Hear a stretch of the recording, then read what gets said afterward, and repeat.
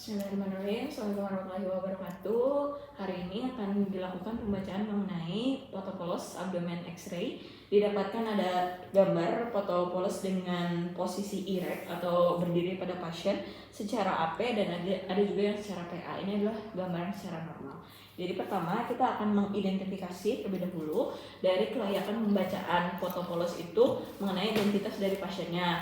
Diharuskan adanya nama pasien, kemudian usia atau tanggal lahir, jenis kelamin, nomor rekam medis, serta tanggal dilakukannya pengambilan dari foto. Kemudian yang kedua kita mengecek mengenai marker pada gambarnya. Pada hasil foto polosnya ini didapatkan untuk markernya di sini sebelah kanan dan di sini untuk sebelah kiri. Kemudian setelah marker kita akan lanjut ke kelayakan dari foto itu. Kita mengidentifikasi mengenai kontras, apakah adekuat atau tidak dengan menilai pre-peritoneal pad-nya itu harus terlihat. Kemudian psoas lainnya atau garis imajiner dari musculus psoas majornya itu harus terlihat, itu menandakan layak baca. Nah, pada gambar di sini untuk pad peritonealnya terlihat radiolucent di lateral secara bilateral simetris kanan dan kiri. Kemudian psoas lainnya atau garis imajiner dari musculus psoas majornya juga terlihat bilateral kanan dan kiri simetris. Kemudian setelah menilai kelayakan, kita langsung menilai part per part dari luar ke dalam pada gambaran dari truncus atau dari abdomennya. Jadi yang pertama kita menilai terkait dengan fat peritonealnya. Di sini terlihat untuk di area soft tissue-nya itu adalah radiolucent kanan dan kiri simetris. Kemudian yang kedua terkait dengan psoas lainnya untuk menilai musculus psoas major dimulai dari vertebrae thoracal T12 membentang ke lateral sampai ke vertebrae lumbal 5. Pada gambar ini simetris kanan dan kiri. Kemudian setelah penilaian dari psoas major, kita menilai terkait dengan udara yang normal maupun udara yang abnormal. Nah, untuk udara yang normal ini biasanya dia ada di gaster yang pertama, kemudian yang kedua ada di small intestine, tapi hanya 2-3 loop saja. Kemudian pada small intestine juga sebenarnya dapat diukur untuk diameternya kurang dari 3 cm. Kemudian yang terakhir wajib berada di kolon, baik itu kolon yang ascending, transversum, descending maupun sigmoid dan rectum. Nah, untuk yang sigmorectal ini diwajibkan untuk terlihat adanya akumulasi gas. Nah, pada gambar ini terlihat pada gaster di sini terdapat gambaran air fluid levelnya di area kuadran kiri atau LUQ, kemudian di area small intestine juga terlihat tapi kurang dari 3 loop untuk gambaran radiolucennya, dan small intestine juga tidak terdapat dilatasi. Dan untuk di setiap kolon ini terlihat air fluid yang mengelilingi dari kolon, terutama di area sigmoid rectal, di area pelvic cavity.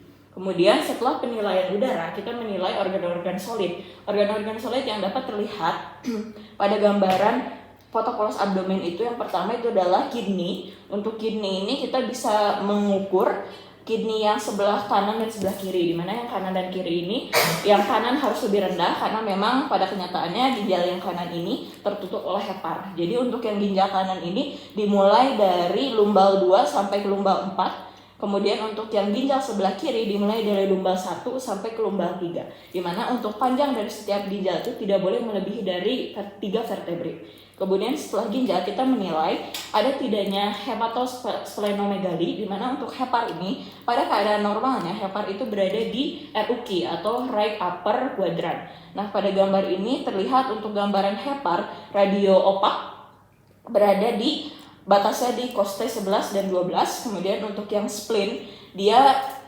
berada di bawah dari gaster atau masih berada dalam kuadran yang LUQ, left upper quadrant. Nah, pada gambaran X-ray ini tidak didapatkan adanya pembesaran pada hepar maupun pada spleen. Selanjutnya, organ solid yang selanjutnya yang bisa dinilai itu adalah vesica urinary bladder. Vesica urinary ini organ yang berada di pelvic cavity. Nah, pada gambar ini terlihat adanya urinary bladder yang semi radio opak pada area pelvic. Kemudian selanjutnya bisa dinilai juga fossa gallbladder atau fossa kandung empedu yang pada normalnya itu dia berada di right upper quadrant setinggi T12 sampai L1. Tertutup oleh hepar, berada di bawah hepar. Kemudian setelah penilaian dari organ solid, kita menilai terkait dengan klasifikasi ataupun ada tidaknya massa. Nah, untuk klasifikasi ini ada yang secara fisiologis dan ada yang patologis. Untuk yang fisiologis ini biasanya jikalau terlihat itu adanya aorta abdominal yang terdapat aterosklerosis. Sementara untuk yang patologis kita bisa menilai ada tidaknya foreign body atau benda asing atau corpus alienum. Kemudian kita juga bisa menilai ada tidaknya batu empedu atau cholelithiasis, kemudian ada tidaknya batu ginjal, ada tidaknya vesicolithiasis ataupun urolithiasis di ureter. Nah, pada gambar ini tidak terdapat klasifikasi maupun adanya massa sebagai tanda dari tumor.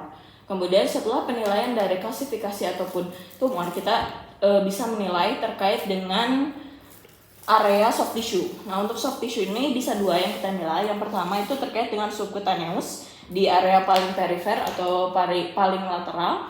Pada gambaran ini didapatkan radiolucent semuanya yang menandakan pada gambaran X-ray ini memang seharusnya untuk soft tissue itu terlihat radiolucent.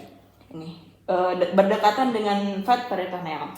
Jadi bagian luar dari fat peritoneal. Kemudian selanjutnya kita bisa nilai terkait dengan abdominal muscle. Nah, untuk abdominal muscle-nya itu lapisan setelah subcutaneous. Jadi subcutaneous, abdominal muscle, kemudian fat peritoneal. Nah, pada gambar ini seluruhnya itu adalah radiolucent secara bilateral yang menandakan normal. Kemudian kita bisa juga menilai dari tulang. Nah, untuk tulang ini, kita bisa nilai mulai dari costae, kemudian bisa nilai juga dari vertebrae dari mulai thorax 10 sampai ke coccyx. Jadi mulai dari thorax 10, kemudian lumbar 1 sampai lumbar 5, ada sacrum dan juga ada coccyx yang bisa ternilai. Kemudian selain itu, kita juga bisa mengidentifikasi tulang-tulang yang berada di pelvic. Bisa itu yang ischium, kemudian yang pubis, yang symphysis bisa ternilai. Nah, pada gambaran ini kita identifikasikan ada tidaknya deformitas, kemudian ada tidaknya fraktur, ada tidaknya skoliosis ataupun spondilitis, ataupun adanya osteofit atau bone spur. Kemudian setelah penilaian tulang, kita juga bisa mengidentifikasikan ada tidaknya implantable benda-benda yang tertempel seperti kateter ataupun benda lain untuk adanya terapi pada pasien. Nah, pada gambar ini tidak didapatkan adanya benda-benda lain ataupun untuk kaitan antar organ ini sudah sesuai dengan posisinya. Itu secara normalnya bisa dinilai. Berarti tadi yang pertama itu terkait dengan kelayakannya, kemudian fat peritoneal, psoas lain, kemudian dari organ-organ solid, kemudian dari udara-udara yang air trapping yang abnormal ataupun yang normal, kemudian penilaian terkait dengan klasifikasi serta massa atau tumor, terkait dengan soft tissue, tulang ataupun benda-benda lain. Kemudian untuk yang abnormal ini bisa dilihat contohnya. Untuk penilaian yang abnormal ini bisa dilihat ini dia adanya dilatasi pada area small intestine lebih dari 3 loop. Kemudian gambaran seperti coil spring, di mana itu menandakan adanya ileus dari obstruktif di small, jadi SBO, small bowel obstruction, jadi ileus obstruction. Kemudian untuk yang penilaian dari benda asingnya ini juga terlihat ada gambarannya kateter. Kemudian pada gambar ini juga adanya dilatasi dari gaster. Bisa dilihat juga ini ada gambaran sentinel loop atau ileus obstruktif yang masih dalam batas 3 loop pada small intestine-nya. Gitu. Baik, alhamdulillahirabbil alamin. Wassalamualaikum warahmatullahi wabarakatuh. Hatur nuhun.